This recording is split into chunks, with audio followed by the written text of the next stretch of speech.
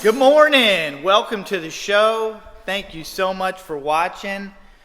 Beautiful Angela here. You're going to get to see. We have a great show lined up. We're going to be doing a bleach spot repair on a frisé carpet.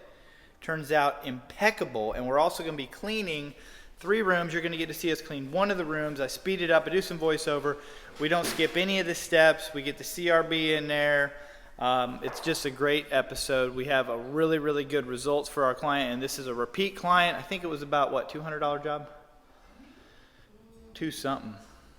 I think, yeah, 250, something like that. Anyway, guys, don't forget to mash the thumbs up, leave a comment below, and of course, if you haven't done so yet, please don't forget to subscribe to our channel. What'd you say? Oh, nothing. Angela's got a new laptop. What do you think about your new laptop?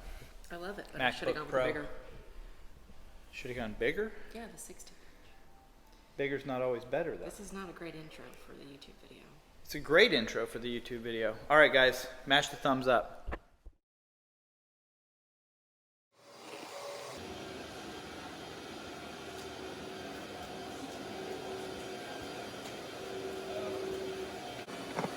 As soon as we saturate the area with the bleach neutralizer, we set the timer for 5 minutes, which gives us enough time to start to set up our workstation and mix our dyes.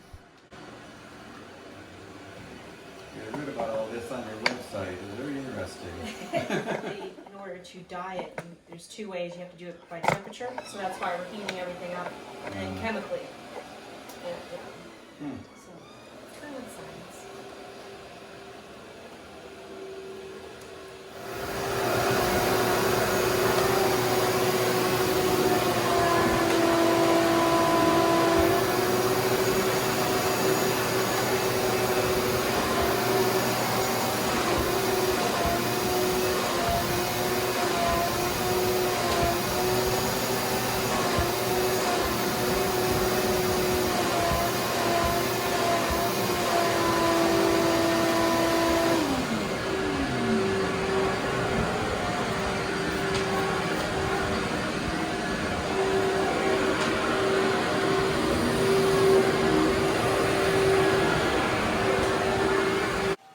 So what you just saw there was Angela extracting the bleach neutralizer after the timer went off, which again was 5 minutes. We allow that solution to dwell for 5 minutes before she extracted it with the shop vac. And as soon as she got it extracted with the shop vac, you can see she immediately went into packing in the dye. So we start off with the reverse order in which the colors were removed. So we try to add the colors back like I said, in the reverse order in which the bleach removes them. So I was completely unaware until we took the class that the bleach actually removes the 3 primary colors in a very specific order, depending upon the strength of the bleach and how long it was set into the fiber. So the first color that we put back in, which is actually the last color that the bleach strips away, is yellow. And in a lot of cases, there is no yellow to be added, but with our ColorQ app, we were able to take a picture of this spot, of this bleach stain or bleach spot, and it was able to kind of show us that we did in fact need to add a little bit of yellow. So Angela added a little bit of yellow first, and then she went ahead and added the next color, which was red. So again, these are very small amounts of yellow, red, and blue.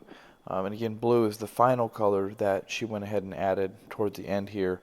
And once she got all those in there, we went ahead and started to identify, kind of nitpicking it, and really just started to identify little areas that needed just a tiny bit more.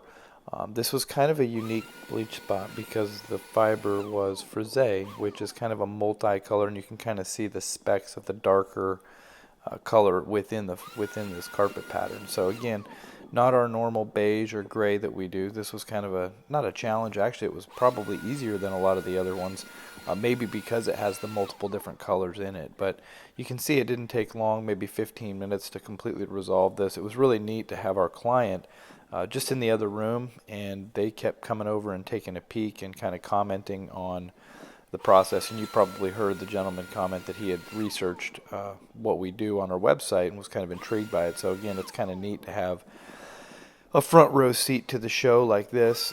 So we also had Our team, you can probably hear it in the background, was actually cleaning 2 other rooms while we were doing this. So they started the whole process, and by the time we had finished the bleach spot repair, they were actually in the process of extracting, hot water extracting the first room. They had already vacuumed, pre-sprayed, and used the counter-rotating brush machine on the front bedroom and the living room. So immediately following being able to finish this, as you can see, it's all done now, we wrapped up all of our equipment and then immediately finished up the little bit of vacuuming that we had left, pre-sprayed this carpet, and then agitated with the counter-rotating brush machine, or CRB. And today we just used the 10-inch CRB. We pull the renovator trays off in hopes that we get some CRB kickback. But when you vacuum with the workhorse, a lot of times, depending on the type of fiber and the level of soiling, but a lot of times we don't get any or very little more soil we're able to dig out with the CRB. But again, did 3 rooms here, and then there was also an area that this gentleman pointed out he wanted me to take a look at. You can probably see my toolbox sitting there in front of the closet. So he had identified a bump right outside of his bathroom, which is the door on the right there. He identified a bump that was coming from underneath the carpet and asked if there was anything we could do to resolve that.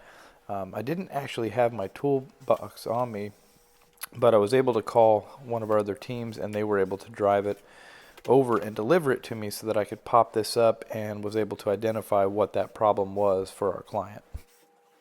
All right, sir, I found out what it is. Unfortunately, when I put my hand underneath the carpet, hoping it was between the pad and the carpet, it wasn't. So I went underneath the pad, and it's a piece of concrete. Oh, you're kidding. Hard as a rock, and it's so. Okay. We probably need to pull the whole thing and then grind it down. It's a little beyond my. Yeah, I wish they I would thought it was have. just something, It would have taken 2 seconds when they put, smack it with a hammer or a sledge, and then, Yep. or grinder or whatever. But at least you know. Sorry. Yeah, no problem. Yeah, sometimes it's as easy as just like a little razor or something. Piece of trash they didn't bother to pick them. Probably.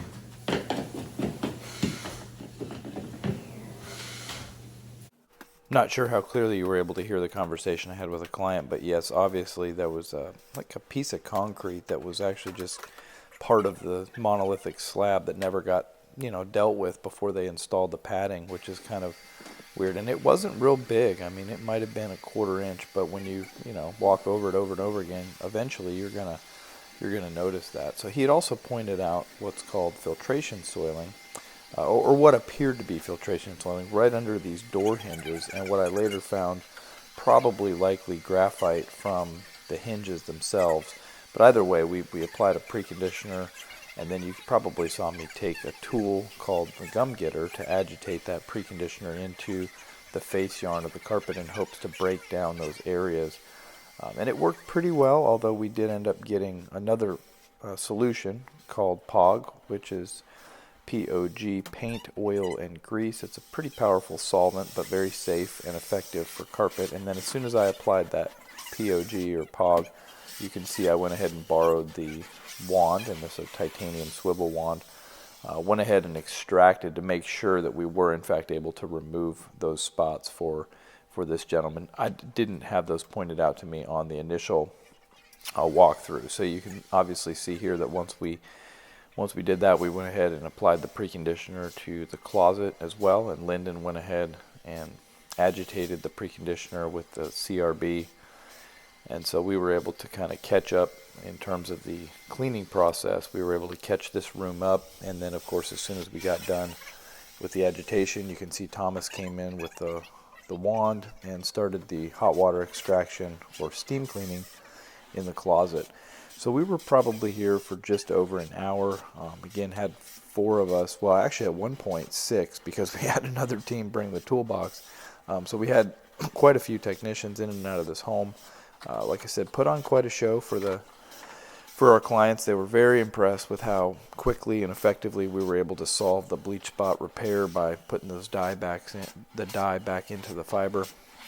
As soon as Thomas got done with the wanding of the closet there, I went ahead and took over on the wand. I don't really know why, other than I just enjoy it. I really like to get on the wand and clean myself. So It's very rewarding. And this carpet did have some spots, not on this side of the bed, but on the other side of the bed near the bathroom. It was kind of interesting because when I asked the client about what those spots were from, they were completely unaware that they were even there. And so, which is kind of a good thing because it just means that they're not going to be super picky about whether or not they come out. And they weren't real noticeable, but they were like a light yellow, kind of maybe even a brownish orange color.